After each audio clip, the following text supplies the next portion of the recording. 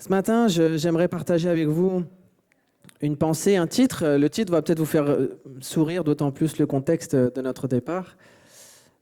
Ce titre, c'est « Toi, suis-moi ». Alors là, je vois Christian qui commence à avoir les gros yeux. Non, je ne suis pas en train de vous dire « Venez avec nous, quittez votre église, venez dans le Nord ». Ah, déjà, ça fait reculer tout le monde. Non, ce n'est pas du tout mon slogan, ce n'est pas du tout un appel à nous suivre ou à suivre je ne sais quel leader politique, sociaux, etc., etc., etc. Non. Vous l'avez compris, cette parole, c'est celle de Jésus. C'est lui qui l'a dit.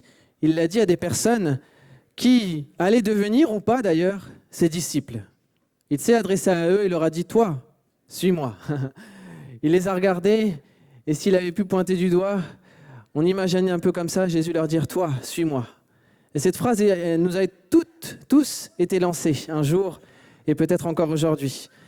Et si vous êtes là, peut-être pour la plupart, c'est que vous avez déjà répondu à cet appel de Jésus. Si vous êtes là peut-être pour l'une des premières fois, eh bien Jésus, d'autant plus aujourd'hui, vous appelle à le suivre. Mais voyez-vous, parfois avec le temps, avec les circonstances, peut-être après plusieurs années de vie chrétienne, peut-être toutes sortes de raisons, parce qu'on connaît mal Jésus, eh bien la pensée qu'il y a derrière ces quelques mots, eh bien peut-être s'éternit. Peut-être elle est diluée. Peut-être on a du mal à y répondre, ou on a du mal on doute de l'appel que Jésus a mis sur nos vies pour toutes sortes de raisons. Et ces trois mots-là n'ont pas une résonance enthousiasmante dans notre vie. Peut-être que le premier jour où vous avez entendu cette phrase, vous vous êtes levé d'un bond pour suivre Jésus. Peut-être qu'aujourd'hui, c'est tout autre chose.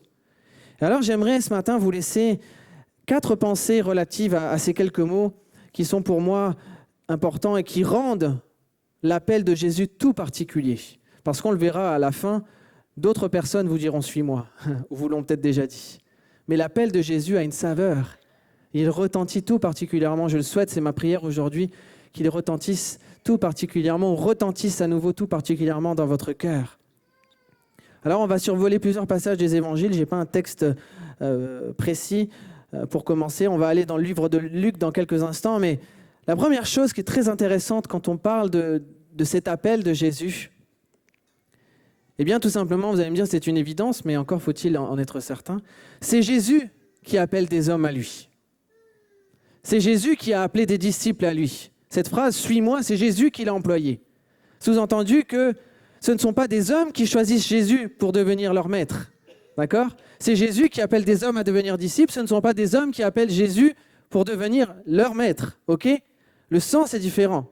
Et dans la majorité des cas, d'ailleurs, dans les Écritures, dans l'Évangile, quand Jésus appelle à appeler des personnes, c'est lui qui s'est approché d'eux. C'est lui qui s'est approché de Pierre devant sa barque pour lui dire « Allez, laisse tes filets, suis-moi ». C'est lui qui est allé vers Lévi. C'est lui qui a fait ça. Et les exemples qu'on a où l'inverse s'est produit, eh bien, pour la plupart, ne se sont pas bien finis. Ça n'a pas abouti, si on peut dire.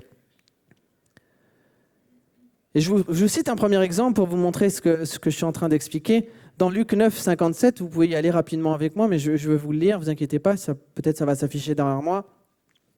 Luc 9, 57, il est dit « Pendant qu'ils étaient en chemin, un homme lui dit « Seigneur, je te suivrai partout où tu iras. » Quelle belle phrase. Jésus lui répondit « Les renards ont des tanières et les oiseaux du ciel ont des nids. Mais le Fils de l'homme n'a pas un lieu où il puisse reposer sa tête. » Alors oui, sans doute, dans la phrase de cet homme, il y avait beaucoup de zèle, il y avait beaucoup d'élan. « Jésus, je te suivrai », on chante ce chant. Mais derrière, vraisemblablement, cet homme n'a pas suivi Jésus. On n'entend pas cet homme dire « Oui, Jésus, je te suis ». Vraisemblablement, le fait de se retrouver comme un renard sans tanière posait problème. Cet homme avait peut-être une image de l'appel de Jésus très différente. Et oui, c'était certain, suivre Jésus ne consisterait pas à marcher sur des routes pavées, bien droites et bien lisses, une belle autoroute, mais plutôt avancer sur des chemins sableux et rocailleux, sans confort et sans facilité. C'était ça, suivre Jésus à l'époque, physiquement. Et si quelqu'un vous a dit un jour que suivre Jésus serait une marche de 4 étoiles, passant d'un hôtel, d'un palace à l'autre, peut-être qu'il vous a menti ou il vous a trompé. Parce que ce n'est pas ça de prime abord. Ce n'est pas ça la vie que Jésus a promis à ses disciples de vivre dans des palais. Il y a un autre homme qui va interroger Jésus. Encore une fois, cet homme vient vers lui, ce n'est pas Jésus qui va à lui. Il lui dit dans Luc 18, 18, un chef interrogea Jésus, il lui dit « Bon maître, que dois-je faire pour hériter la vie éternelle ?» Jésus lui répondit « Mais pourquoi m'appelles-tu bon? Il n'y a de bon que Dieu seul. Tu connais les commandements. Tu ne commettras point d'adultère, tu ne tueras point, tu ne déroberas point, tu ne diras point de faux témoignages. Honore ton père et ta mère. » J'ai, dit-il, observé toutes ces choses dès ma jeunesse. Et ayant entendu cela, Jésus, ayant entendu cela, lui dit « Il te manque encore une chose. Vends tout ce que tu as, distribue-le aux pauvres, et tu auras un trésor dans les cieux. Puis viens et suis-moi. » Jésus lui répond. Et lorsqu'il entendit ces paroles, cet homme devint tout triste, car il était très riche. Encore une fois, c'est lui, de tout son cœur, de bonne volonté. Il s'est approché de Jésus, pensant pouvoir le suivre. Mais malheureusement, ses poches étaient encore trop lourdes pour qu'il puisse suivre Jésus. Il n'en était pas capable. Suivre Jésus, je pense qu'on est d'accord pour dire que ce n'est pas non plus courir vers le succès, en tout cas le succès aux yeux des hommes, vers la gloire, la richesse humaine. Mais c'est tout bonnement et tout d'abord le chemin de l'obéissance. Ça, c'est suivre Jésus. Amen. Mais c'est le chemin de la vie éternelle. Amen. Le chemin de l'obéissance nous amène vers l'éternité. Le chemin de la gloire, des fastes, Jésus n'a rien promis sur ce sujet-là. Jésus va dire dans Jean 15, 16, il dit « Ce n'est pas vous qui m'avez choisi, ce n'est pas vous qui êtes venus vers moi, mais moi, je vous ai choisi et je vous ai établi afin que vous alliez et que vous portiez du fruit et que votre fruit demeure, afin que ce que vous demanderez au Père en mon nom, il vous le donne. » Voilà le sens de l'appel de Jésus. Et je ne sais pas vous, mais vous ne trouvez pas extraordinaire de savoir que c'est Jésus qui a posé ses yeux sur nous. Amen. C'est lui qui nous a regardés. Pour nous sauver d'abord, pour nous attirer à lui et pour nous inviter ensuite à le suivre, à être ses disciples. Mais mes amis, j'aimerais vous dire, vous rappeler aujourd'hui, vous rassurer que si Jésus vous appelle, et s'il vous a appelé, s'il vous appelle encore aujourd'hui, vous rappelle à lui aujourd'hui, c'est parce que d'abord lui est venu vers nous. C'est parce que lui s'approche de nous. C'est parce que lui a fait le détour du ciel sur la terre pour venir jusqu'à nous. Et si Jésus a fait ça, c'est parce que cet appel s'adresse à tous les hommes d'abord, mais c'est parce que c'est bon signe, c'est parce que ça en vaut la peine. Si Jésus a tout quitté pour s'approcher de nous, pour nous dire « Toi, suis-moi », c'est parce qu'il y a quelque chose de bon en nous. Dieu peut faire quelque chose de bon, même si naturellement on est mauvais, même si nos penchants sont mauvais, même si parfois on lutte, même si c'est très difficile, même si parfois un passé est là sur nos épaules et qu'on se dit « Mais attends Seigneur, tu es sûr, c'est la personne derrière là que tu appelles, c'est pas moi. C'est pas moi Seigneur. » Mais si le Seigneur pose ses regards sur toi, qui es-tu pour détourner tes regards du Seigneur? Si le Seigneur t'appelle aujourd'hui à venir à lui si tu ne connais pas, ou à revenir peut-être à lui, crois-tu qu'il a fait tout le chemin pour rien? Crois-tu qu'il a fait le chemin pour retourner, si je puis dire, les mains vides, alors qu'il aimerait que tu puisses saisir sa main ce matin, ressaisir sa main? Ça, c'est la volonté pleine d'amour de Jésus à notre égard. Mes amis, je le dis une dernière fois, si Jésus nous appelle à le suivre, c'est parce qu'il y a des choses à faire avec nous et en nous, avec toi, en toi ce matin. Amen. Alors soyez rassurés, si Jésus vous appelle, comme pour cet homme qui était malade, cet aveugle Bartimée, lui dit « Prends courage, lève-toi, il t'appelle. » Il t'appelle ce matin, il te rappelle ce matin. Amen. Ça, c'est le premier point. Deuxième point, quand Jésus nous appelle à le suivre, eh bien, naturellement, la réponse est dans ma phrase, cela veut dire marcher derrière lui, à sa suite, d'accord? Alors oui, c'est vrai, et je veux pas minimiser l'appel du Seigneur ce matin non plus. Suivre Jésus, c'est sans doute quitter, renoncer, sacrifier certaines choses, voire plusieurs choses, voire beaucoup de choses. C'est faire la part des choses et peut-être se quitter, se séparer des choses qui nous empêchent de répondre à l'appel du Seigneur. Mais mes amis, laissez-moi vous dire aussi et vous rappeler que cela ne veut pas dire que Jésus nous laissera démunis, qu'il nous laissera nus, qu'il nous laissera sans ressources. Le Seigneur ne nous dit pas « Allez, enlève tes vieux habits pour nous laisser nus sur le bord de la route ». Non, il nous revêt d'un nouveau vêtement, il nous revêt d'un équipement, il nous revêt d'un casque, il nous revêt des armes pour combattre. Jésus nous prend, mes amis, sous sa protection et sous sa provision divine. Amen. Si Jésus nous appelle, il nous prend à sa charge, il nous prend sous sa responsabilité, il s'engage avec nous. Et si Jésus nous appelle, s'il t'appelle, mon ami, s'il te rappelle à lui ce matin, ce n'est pas pour nous exposer au danger, mais c'est pour nous y préparer. C'est différent. Si le Seigneur nous appelle pour une œuvre, pour un ministère, pour l'exercice d'un don, etc., mais c'est d'abord parce que le Seigneur veut nous former, parce qu'il fait de nous ses disciples. Le disciple, ce n'est pas juste une étiquette qu'on colle sur un t-shirt ou des galons qu'on met sur un costume. C'est un temps dans lequel que le Seigneur investit pour nous. Il nous forme pour les ministères à laquelle il nous a préparés. Le Seigneur forme, il équipe ses disciples pour le service. Voilà comment le Seigneur s'investit dans cet appel. Et c'est pour ça qu'on dit que le Seigneur marche devant nous. Et si nous marchons à sa suite, oui, c'est parce qu'il marche devant nous. Et cela m'amène à vous dire aussi, mes amis, et parfois c'est là où on a peu de mal avec le temps à réaliser ça, c'est que Jésus n'est jamais trop loin de ses disciples. Si Jésus marche devant toi, tu peux toujours le voir, tu peux toujours l'apercevoir. Si tu marches plus vite que Jésus, tu es obligé de te retourner pour le voir. Mais mes amis, laissez-moi vous rassurer et vous reconvaincre ce matin peut-être que Jésus n'est jamais trop loin de vous. Amen. Il s'est engagé à marcher devant vous. Il s'est engagé à être votre maître. Et ça, c'est extraordinaire parce que parfois les disciples même l'ont oublié. Quand ils étaient au milieu de cette barque qui avait la tempête, Jésus, il était parti pour aller prier. Mais pourtant, du haut de cette montagne, je suis sûr que Jésus avait ses yeux sur ses disciples. Il priait pour eux jusqu'au moment où il est descendu pour les secourir de la tempête. Mes amis, même si vos yeux ne voient pas ou ne voient plus Jésus, si vos oreilles n'entendent plus sa voix, faites taire le doute, faites taire toute pensée, toute parole qui vous laisserait penser que Jésus s'est éloigné de vous. Je l'ai déjà dit, on peut s'éloigner de Jésus, mais on ne peut pas empêcher Jésus de s'approcher de nous. Jésus est toujours là, il marche devant toi. Tu peux être rassuré ce matin. Jésus n'a jamais abandonné ses disciples. Vous ne trouverez aucun passage de la Bible, montrez-moi un passage dans les évangiles, où Jésus ont abandonné leurs enfants, ses disciples. Par contre, vous trouverez des passages où vous verrez que les disciples ont abandonné Jésus à Gethsémani. Il nous est dit, les disciples l'abandonnèrent et prirent la fuite. Mais jamais vous entendrez Jésus prendre la fuite devant vous. Jamais vous entendrez Jésus dire « Oh là là, dans quelle galère il s'est mis, lui, il vaut mieux pas que les autres sachent que je suis son maître. » Parfois, Jésus a honte, son cœur est attristé de nos attitudes, de ce qu'on peut faire. Mais pour autant, le Seigneur veut rester notre maître, veut rester celui qui marche devant nous, veut rester celui qui nous trace ce chemin. Marcher derrière Jésus, oui, est peut-être une folie pour bon nombre d'hommes. Peut-être qu'on vous l'a déjà dit. Mais pour nous, suivre Jésus, c'est le chemin, la vérité et la vie.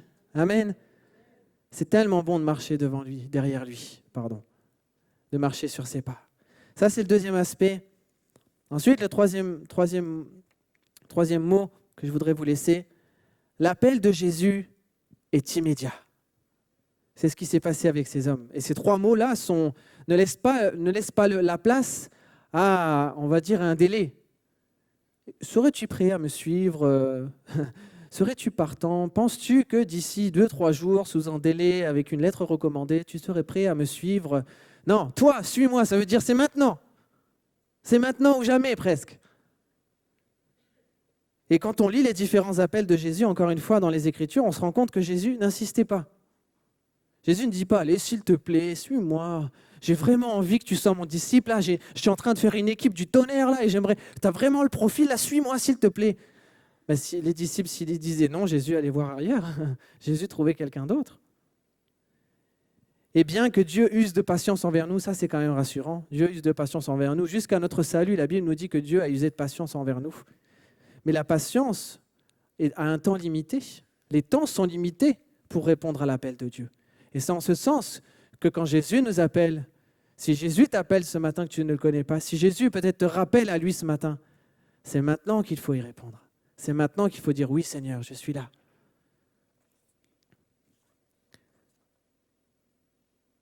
Il y a un exemple encore dans les Écritures, je vous lis dans Luc 9, 59, il dit à un autre « Suis-moi ». Et il répondit « Seigneur, permets-moi d'abord d'aller ensevelir mon père ». Mais Jésus lui dit « Laisse les morts ensevelir leurs morts, et toi, va annoncer le royaume de Dieu ». C'est surprenant passage. déstabilisant. On dit quand même, Seigneur, t'es un peu dur. Son père, il est mort et tu veux même pas lui laisser qu'il aille l'enterrer, quoi. Ça va prendre 1 heure, ça va prendre une journée. Et puis après, il pourra te suivre. Comment ne pas laisser cet homme quand même enterrer son père? Parce que franchement, Seigneur. Mais voyez-vous, c'est quand même beaucoup plus subtil. Il faut parfois aller un peu plus loin que les mots, que les textes. Il faut aller étudier un petit peu le contexte, comprendre que derrière, c'est beaucoup plus subtil ce que Jésus veut dire. Et il y a en fait 2 allusions même dans ce passage qui montrent que finalement, cet homme pouvait répondre tout de suite à l'appel du Seigneur, qu'il n'avait pas de raison d'attendre. D'abord, il faut comprendre qu'en fait, quand on lit cette phrase « Laisse-moi d'abord enterrer mon père », en fait, ça ne veut pas dire que son père est mort. C'est une expression.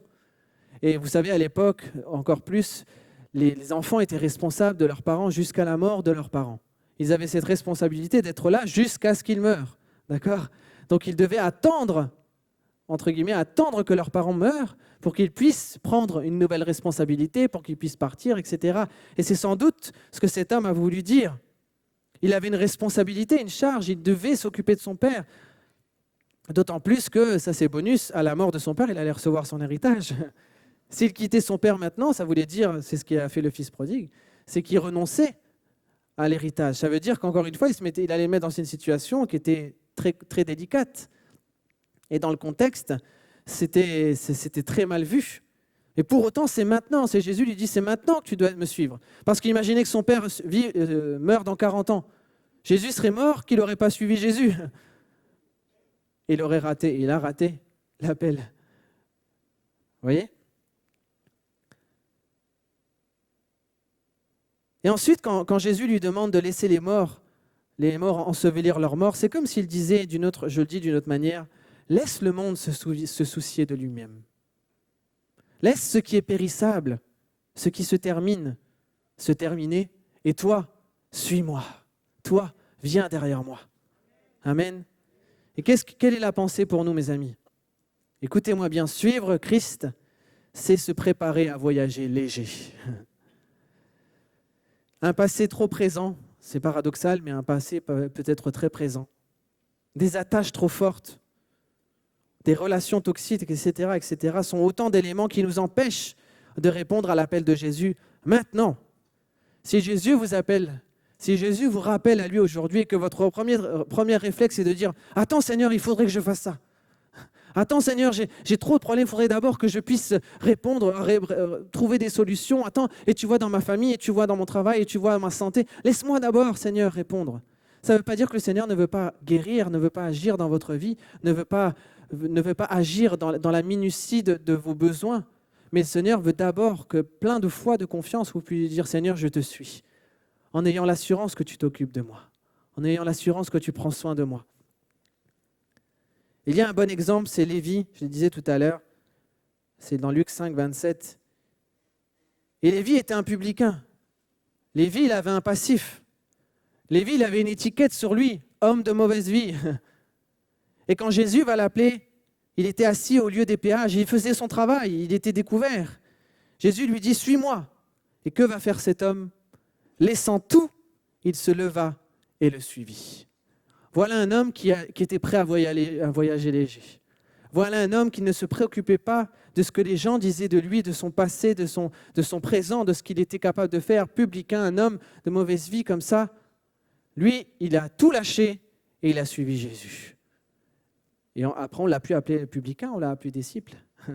Il était un homme nouveau parce qu'il a suivi Jésus. Voilà comment Jésus nous demande de lui répondre maintenant.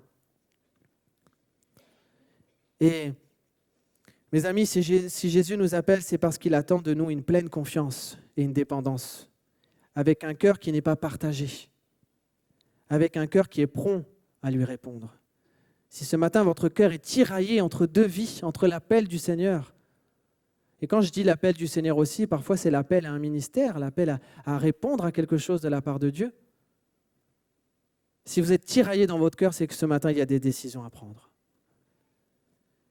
Si quelque chose vous empêche de suivre Jésus ce matin, si quelque chose vous empêche de marcher à la vitesse de Jésus ce matin, c'est qu'il y a des décisions à prendre. C'est qu'il y a des frontières peut-être à mettre. C'est qu'il y a des liens sans doute à couper. Prenez le temps déjà d'examiner ça. Et le dernier point,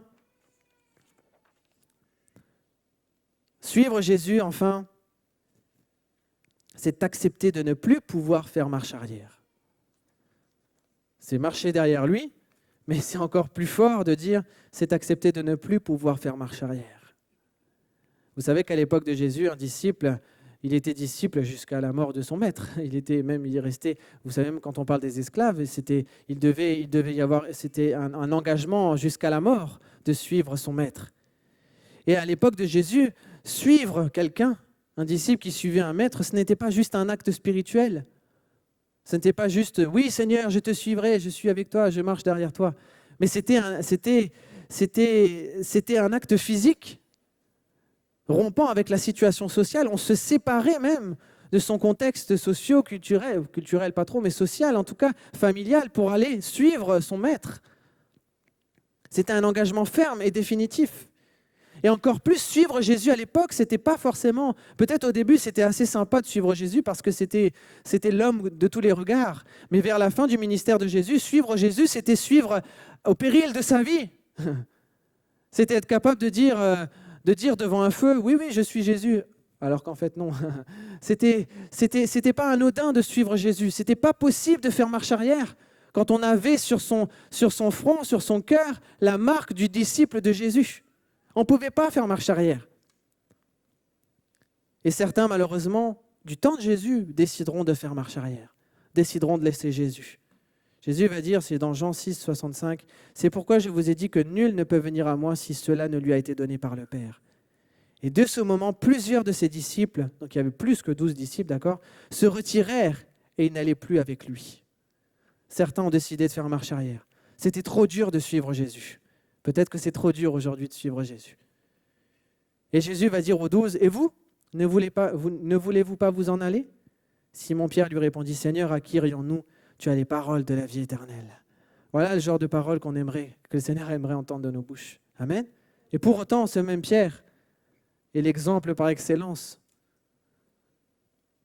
Parce qu'il va renier Jésus. Parce que lui aussi va vouloir faire marche arrière par rapport à l'appel de Jésus. Je vous le disais à l'instant, devant ce feu, que va faire Pierre ? Va-t-il continuer de suivre Jésus ? Non, je ne le connais pas. Et pour autant, et ça c'est extraordinaire, juste une petite parenthèse par rapport à Pierre, parce que Jésus était tellement plein d'amour, de compassion pour cet homme, que même quand Pierre va faire marche arrière, Jésus va refaire marche arrière avec lui. Vous savez pourquoi ? Quand c'était le jour de la résurrection, il y avait les femmes qui étaient revenues du tombeau, elles avaient dit à Pierre, aux disciples, et Pierre, il n'y croyait pas, c'était dur dans sa tête. Et qu'est-ce qu'il va faire, Pierre ? Il va retourner pécher. Il va retourner là où Jésus était venu le chercher la première fois. Il va rejeter ses filets et Jésus va se représenter devant la barque et il va lui dire « Jette tes filets ». Et le même miracle qu'il avait vécu quelques années auparavant va se reconcrétiser. Pierre était retourné en arrière et Jésus-Christ est retourné en arrière avec lui, si je puis dire, pour refaire le même miracle, pour lui dire « Je t'ai appelé, tu m'as laissé, mais aujourd'hui je reviens encore une fois t'appeler. Aujourd'hui je veux encore que tu sois mon disciple. Je veux encore que tu sois celui ou celle que j'utiliserai pour ma gloire. » Et ça, c'est très fort sur mon cœur ce matin, de vous laisser cette parole aussi. C'est très facile, on peut très facilement faire marche arrière dans notre vie chrétienne. Comme Pierre, non seulement renier Jésus, mais revenir en arrière vers notre ancienne vie, nos anciennes habitudes, nos anciennes manières de penser, de parler, ou tout simplement croire que de toute façon, on a abandonné Jésus, donc Jésus ne peut plus rien pour nous, c'est trop tard, son amour n'est plus sur nous. Non, Jésus reviendra toujours derrière vous pour vous dire « Hé, je t'ai appelé, tu es mon enfant, tu es mon disciple, jette tes filets, rejette tes filets, je t'appelle encore à être mon disciple. » C'est extraordinaire. Et ce matin, tu peux encore lui répondre à nouveau. Ce matin, il n'est pas trop tard pour renouveler ton engagement avec le Seigneur, renouveler ton appel. Et même si tu as été tenté, même si peut-être dans ton cœur, c'est comme si tu avais rompu l'engagement avec l'appel du Seigneur, pour toutes sortes de raisons, il n'est pas trop tard. Il n'est pas trop tard pour renouveler l'appel avec le Seigneur. Il n'est pas trop tard ce matin pour répondre à l'appel de Jésus, même si ta vie est à l'opposé de ce que Jésus voudrait. Tu peux répondre à Jésus ce matin. Amen. J'invite l'équipe de louange, je vais terminer.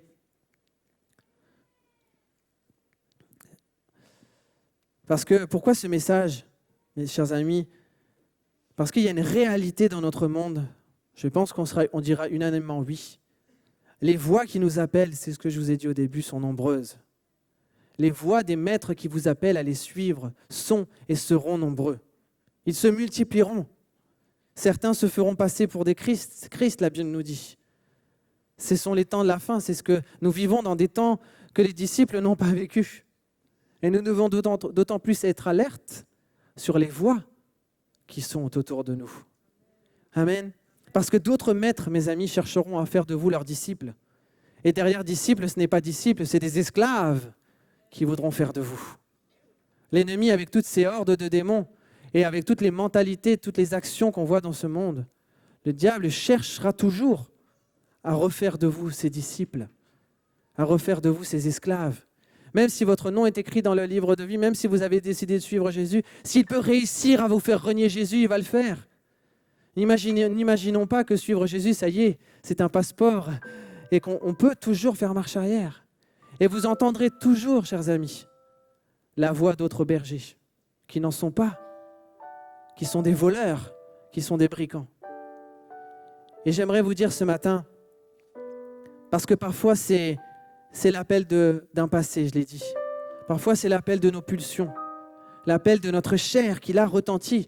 Parfois c'est l'amour de l'argent, le désir de posséder, qui sont là comme des maîtres qui viennent à nos oreilles nous dire « Allez, suis-moi, allez, laisse Jésus, c'est trop dur, c'est trop difficile de suivre Jésus, laisse tomber, ça demande trop de sacrifices, mais moi c'est tellement simple de me suivre, ça rapporte tellement de me suivre, ça fait du bien à ton corps de me suivre. » On a tellement envie de dire « Oui, je vous suis », mais ne suivez pas ces voix, n'écoutez pas ces voix. Parfois, c'est l'appel d'un passé ou même des propositions présentes. Peut-être que votre passé est terminé, vous n'en entendrez plus jamais parler. Mais de nouvelles propositions viendront à vous.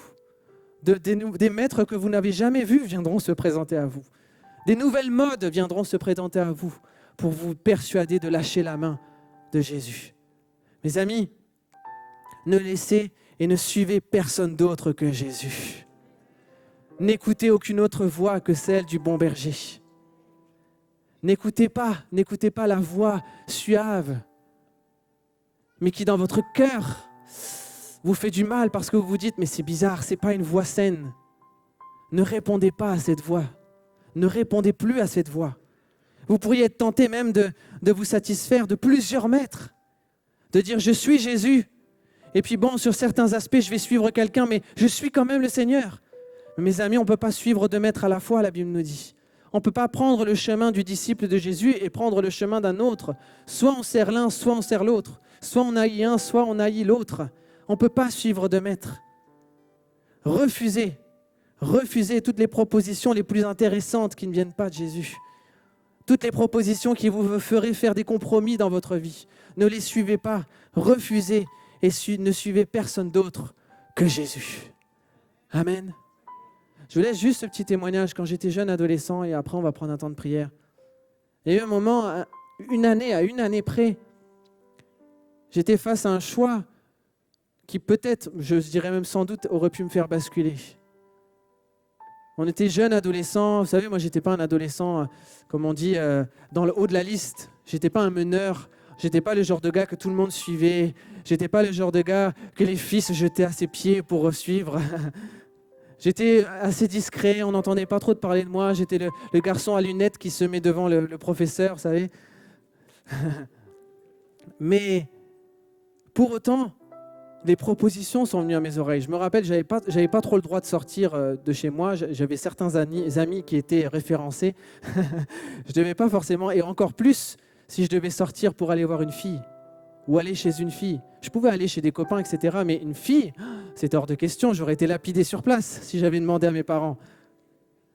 Mais un jour, une jeune fille qui avait une grande réputation dans l'école, grande, je ne sais pas si on peut dire grande, qui avait la réputation, si on pouvait sortir avec cette fille, c'était la classe. C'était bien. Sur le CV de l'adolescent, c'était bien de pouvoir dire « Timothée, je suis sorti avec elle ». Et j'ai accepté un jour l'invitation, on était deux garçons et elles étaient deux filles, d'aller chez l'une des filles, d'accepter de passer l'après-midi avec elle, tout gentiment. Et dans mon cœur, je me disais, ah là là, j'ai envie d'y aller. Et je me sentais tiraillé. J'ai rien dit à mes parents et je suis allé avec mon copain. On a passé l'après-midi avec ces personnes. Et je sentais dans mon cœur que j'étais au bord là, comme de ces marches là. Il ne faut pas que je tombe, sinon ça va faire très vrai.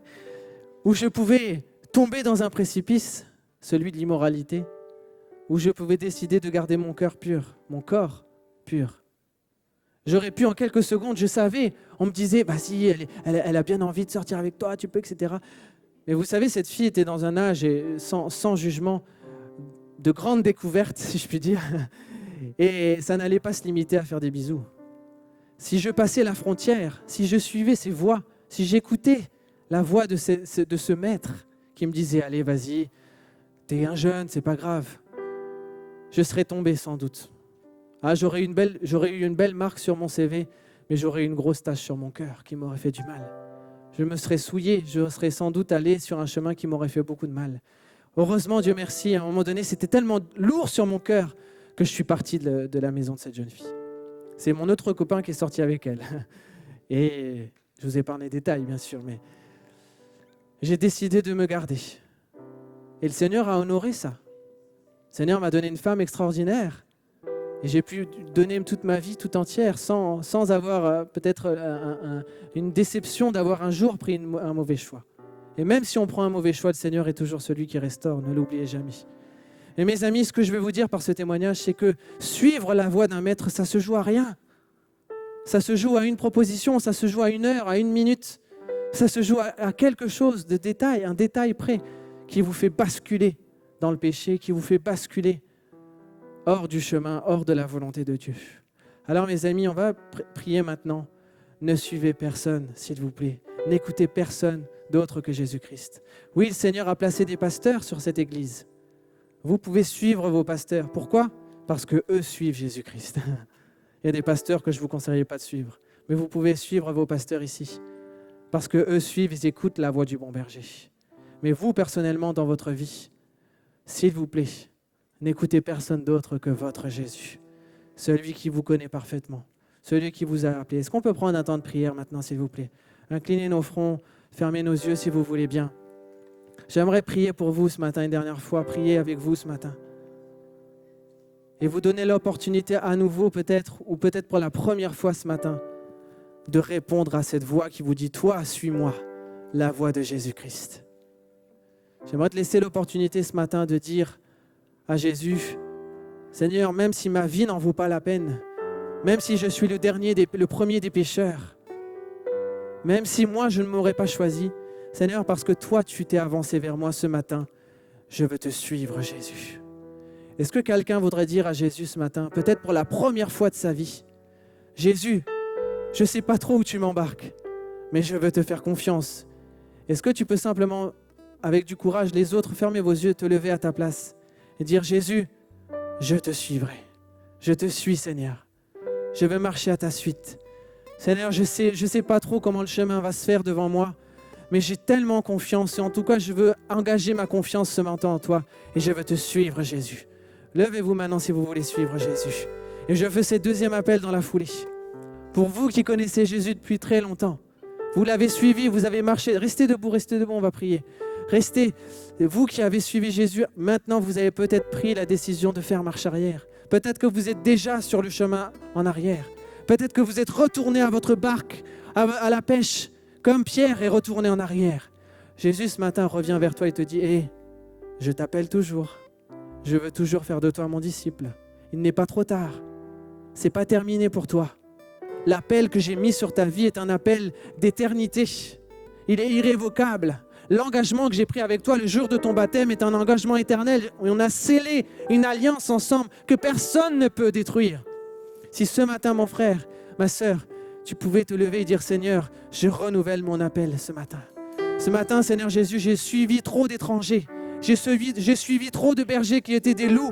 Seigneur, j'ai suivi des personnes qui m'ont amené près des précipices. Seigneur, ce matin, je me lève pour dire Jésus, c'est toi que je veux suivre à nouveau. C'est ta voix, Seigneur. Alors lève-toi, on va prier maintenant. Levez-vous pour dire Seigneur Jésus, c'est toi que je veux suivre. C'est toi que je veux suivre, Seigneur Jésus. Alléluia, Seigneur Jésus. Seigneur, tu es le bon berger, Seigneur, qui donne sa vie pour ses brebis. Seigneur, ta parole nous dit, si vous entendez sa voix, n'endurcissez pas votre cœur. Seigneur Jésus, que tous ce matin qui ont besoin de toi, Seigneur, n'endurcissent pas leur cœur. Seigneur, je te prie pour ceux qui sont là, Seigneur Jésus, debout. Seigneur, ceux qui désirent s'engager avec toi et peut-être se réengager avec toi ce matin.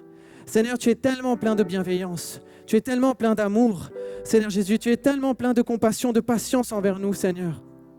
Seigneur, nous ne voulons pas résister à la voix de ce bon berger. Ce matin, je te prie pour mes bien-aimés. Je te prie de les bénir. Je te prie, Seigneur Jésus, de les rassurer, Seigneur Jésus, que s'ils s'engagent avec toi, Seigneur, toi, tu ne les laisseras pas sur le bord d'un trottoir, mais tu marcheras avec eux jour après jour, nuit après nuit, dans la vallée de l'ombre de la mort, comme dans les verts pâturages. Seigneur, tu marcheras avec eux. Seigneur, je te prie de les rassurer, qu'ils ne suivent pas un mauvais maître, mais qu'ils suivent Jésus-Christ sur le chemin vérité et vie, Seigneur Jésus. Seigneur, je te prie de les rassurer, que même s'ils sont retournés en arrière, Seigneur, aujourd'hui, tu reviens, Seigneur Jésus, vers eux, pour leur dire, toi, lance tes filets, je te rappelle à moi, suis-moi à nouveau, parce que j'ai des choses à faire dans ta vie. Est-ce que ce matin, Seigneur Jésus, je te demande, Seigneur Jésus, de faire le miracle dans leur vie. Et nous te bénissons, Jésus. Nous te louons, Seigneur, notre Dieu. Amen. Est-ce qu'on peut se lever tous ensemble? Est-ce qu'on peut terminer en lui disant, Seigneur, je sais qui je suis en toi. Je sais en qui j'ai cru. Je sais qui j'ai choisi. Je sais qui est mon maître ce matin. Est-ce qu'on peut faire taire ce matin le doute, toutes les paroles qui nous laissent penser que Jésus n'est pas devant nous? Déclare-lui ces paroles, tu es pour moi.